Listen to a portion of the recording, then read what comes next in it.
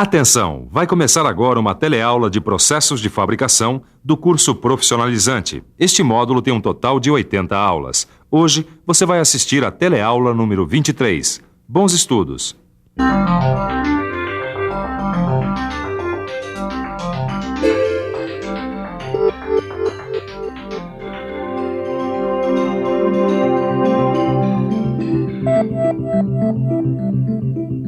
Você, assim como o meu amigo aqui, já deve ter visto em filmes ou em livros pessoas fazendo fogo sem fósforos, só esfregando 2 pedaços de madeira com a ajuda de um pouco de palha seca. Meu amigo, você sabe por que isso acontece? Seria por causa do atrito? Por causa do atrito. Isso mesmo. Agora me diz uma coisa, se a madeira e a palha estivessem molhadas, você acha que isso aconteceria? Não teria condições. Ele tá molhado, não tem atrito. Esfregando não vai pegar fogo. Até aí, nenhuma novidade. Você já está cansado de saber que o atrito gera calor e que se os materiais estiverem molhados, fica difícil de pegar fogo, certo? Mas o que isso tudo tem a ver com a usinagem? Tudo! Você já sabe que, de uma forma simplificada, usinagem é cortar material com o uso de uma ferramenta. E não existe corte sem atrito. A pergunta é o que fazer para evitar o estrago que o calor provocado pelo atrito pode ocasionar na ferramenta ou na peça usinada. Será que molhar resolve? É isso que a gente vai aprender hoje. Nessa teleaula, você vai ver qual a sacada que permitiu o aumento das velocidades de corte, os fluidos de corte. Vai conhecer as propriedades dos fluidos de corte e seus principais tipos. E vai receber dicas de manuseio desses fluidos e dicas de higiene. Mas espera aí. Será que o calor é o único problema da usinagem? E a oxidação? Será que não dá as caras? Calma, não precisa se afobar, porque as respostas para essas perguntas estão a caminho. É só ficar ligado na teleaula de hoje.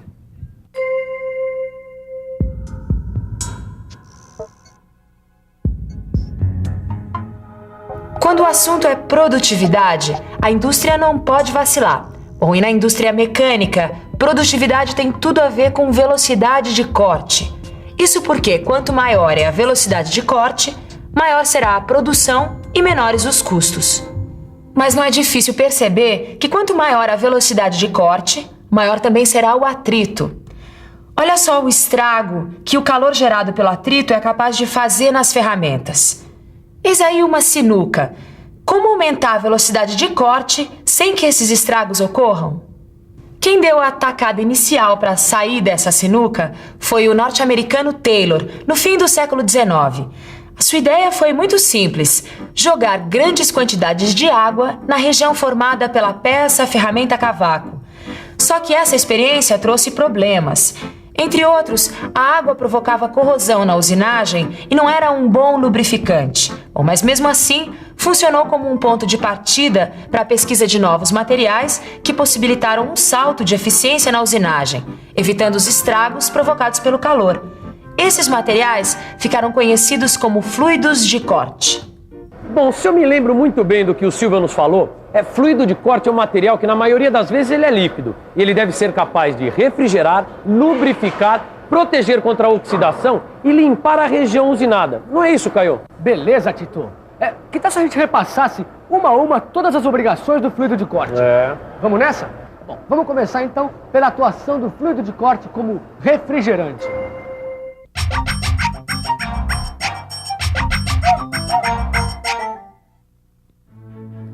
Bom, como refrigerante, o fluido de corte atua sobre a ferramenta, não deixando que ela esquente demais. Atua também sobre a peça, evitando deformações causadas pelo calor. E também dá um refresco no cavaco, reduzindo a força necessária para que ele seja cortado. Deixa que eu falo do fluido de corte como lubrificante. O principal papel do lubrificante é diminuir o atrito. E é isso que o fluido de corte faz: diminui o atrito entre a peça e a ferramenta. Além disso, facilita o deslizamento do cavaco sobre a ferramenta. Essa lubrificação ainda economiza a força que a máquina precisa fazer para dar conta do trabalho. Força que é conhecida como solicitação dinâmica. Também tem o lance da aresta postiça. Durante a usinagem, pequenas partículas do metal podem grudar aqui, ó, na região de corte da ferramenta, formando o que a gente chama de aresta postiça. Bom, o efeito lubrificante do fluido de corte evita que isso aconteça. É isso aí. Falta a gente ver agora a função do fluido de corte como protetor contra a oxidação. É.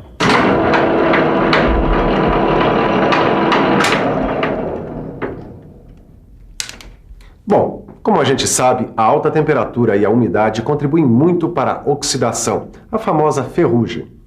Primeiro, o fluido de corte evita altas temperaturas. Segundo, como você vai ver, ele normalmente tem óleo como componente. Esse óleo forma uma película sobre a superfície do metal que protege da ação da umidade. Resultado, o fluido de corte ele funciona como protetor contra a oxidação, além de contribuir e muito para um bom acabamento das peças, como essa aqui, que eu acabei de usinar. Ah, e o fluido de corte desempenha outra função super importante, a limpeza. Como é aplicado em forma de jato, a própria pressão desse jato afasta os cavacos, deixando o terreno limpo para a gente ficar de olho na qualidade do que está sendo usinado. E para desempenhar todas essas funções, o fluido de corte faz um caminho pela máquina que pode ser visto nesse esquema de uma fresadora. Vamos seguir essa trilha. Depois de refrigerar a ferramenta e a peça, o fluido cai na mesa onde é recolhido por canais e através de um tubo desce até o reservatório. Graças a uma bomba, ele é levado do reservatório até a parte de cima da máquina, de onde é encaminhado para a região ferramenta-peça. E aí começa tudo de novo. Repare que o reservatório está dividido em 2 compartimentos. Na passagem de um para o outro, o fluido é filtrado, deixando para trás os cavacos de metal, que ficam no fundo do primeiro compartimento. Sólido, líquido ou gasoso? Bom, já foi dito que o fluido de corte é geralmente líquido, mas ele também pode ser sólido, como grafite, ou gasoso, como gás carbônico ou nitrogênio. Bom, a diferença é que os sólidos apenas lubrificam e os gases só dão conta da refrigeração, enquanto os líquidos desempenham ambas as funções. É por isso que o fluido de corte líquido é o dono do pedaço, porque além de lubrificar e refrigerar, ele protege contra a oxidação e ainda dá uma mão na limpeza. É verdade, Caio. Os fluidos de corte líquido, eles formam um maior grupo, o mais importante e o mais usado. Agora, eles são divididos em 3 grandes grupos. Você sabe quais são? Acho que eu sei, ó. O primeiro grupo é o de óleos de corte integrais. São chamados de integrais porque não são misturados com água. O principal representante dessa categoria são os óleos minerais derivados do petróleo. Mas tem também os graxos, os compostos, os sulfurados e os clorados. O segundo grupo é dos óleos emulsionáveis ou solúveis. Esses são formados pela mistura de óleos minerais com água. E tem também o grupo dos fluidos de corte químicos ou fluidos sintéticos. Esses fluidos são compostos por misturas de água com agentes químicos. Beleza, Caio. É bom lembrar que os óleos minerais, aqueles derivados do petróleo, são a base da maioria dos fluidos de corte. Normalmente eles são aditivados, ou seja, recebem aditivos para melhorar as suas características. É verdade. Olha, e o Silva disse que os aditivos mais comuns são os antioxidantes e os agentes EP. Agora, eu não entendi direito essa história de agente EP não, viu, Tito? E você? Sabe o que são agentes EP? Então fique por dentro.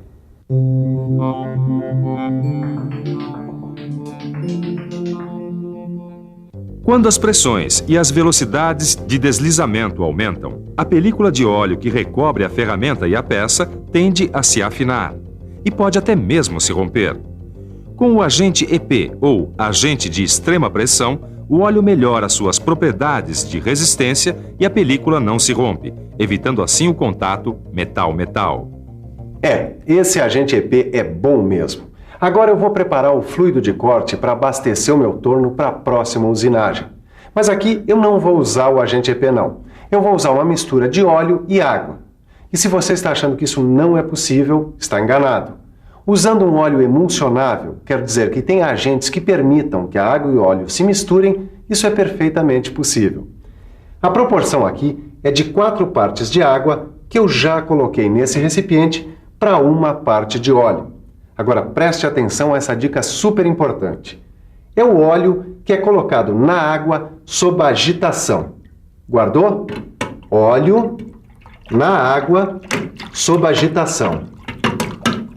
E nunca o contrário. A partir dessa emulsão, podem-se obter diluições adequadas para cada tipo de trabalho.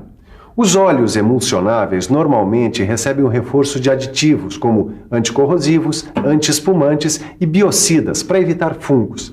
Eu preparei esse fluido na medida da minha necessidade, quer dizer, do trabalho que eu vou realizar. É isso mesmo que você está pensando. Não existe um fluido de corte universal do tipo 1001 utilidades, que serve para qualquer caso. O tipo de operação, o material a ser usinado, a ferramenta usada, tudo influencia na escolha do fluido mais adequado. Muito bem, nós já vimos para que servem os fluidos de corte e quais os seus tipos. Mas para garantir o melhor desempenho nas usinagens é preciso saber mais. Então chegou a hora da gente ver como deve ser feito o manuseio dos fluidos. Os fluidos de corte devem ser armazenados em local adequado, com pouca variação de temperatura. Eles também devem ser mantidos limpos e livres de contaminação. Quanto à alimentação, o fluido de corte deve ser aplicado diretamente na ponta da ferramenta. A alimentação deve ser iniciada antes que a ferramenta penetre na peça, evitando assim o choque térmico e a distorção. A purificação e recuperação do fluido também são muito importantes, mas se for o caso, o óleo deve ser filtrado ou então passar por decantação para se livrar das partículas metálicas e outras sujeiras. O controle de odor é outro item do manuseio. Para evitar o mau cheiro resultante da ação de bactérias, o melhor é manter o ambiente e as máquinas na maior limpeza. Além, é claro, do uso de agentes bactericidas nas emulsões.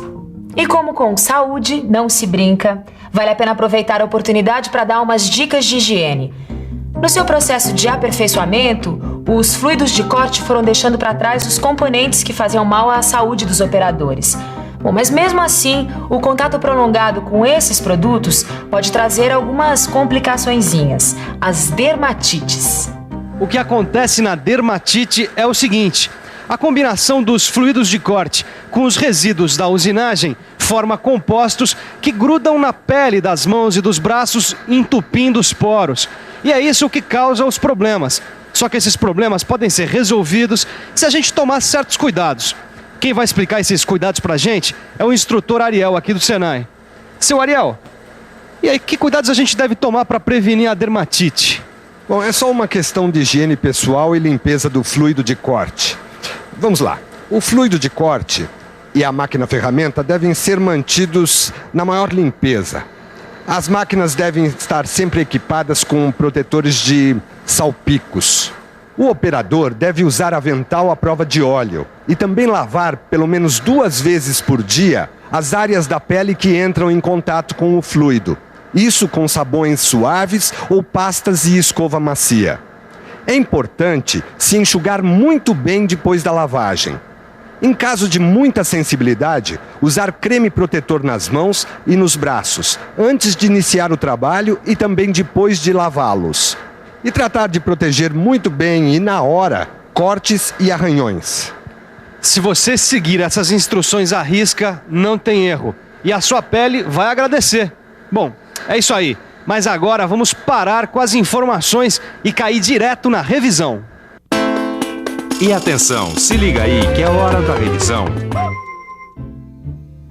Na teleaula de hoje, você aprendeu que a ideia do fluido de corte surgiu no fim do século XIX, com a utilização de grande quantidade de água durante a usinagem, e que essa ideia evoluiu muito, permitindo o aumento da velocidade de corte e, assim, da produtividade.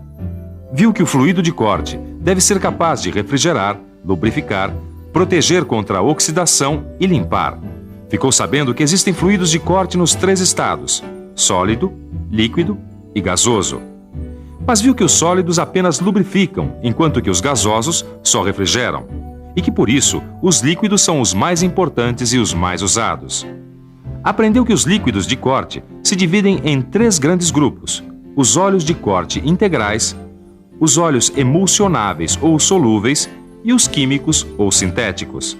E aprendeu também que a escolha do fluido mais adequado depende do tipo de operação, do material a ser usinado e da ferramenta a ser utilizada. Mas para ficar fera mesmo, precisa estudar. Estudar, grande novidade. Vamos nessa?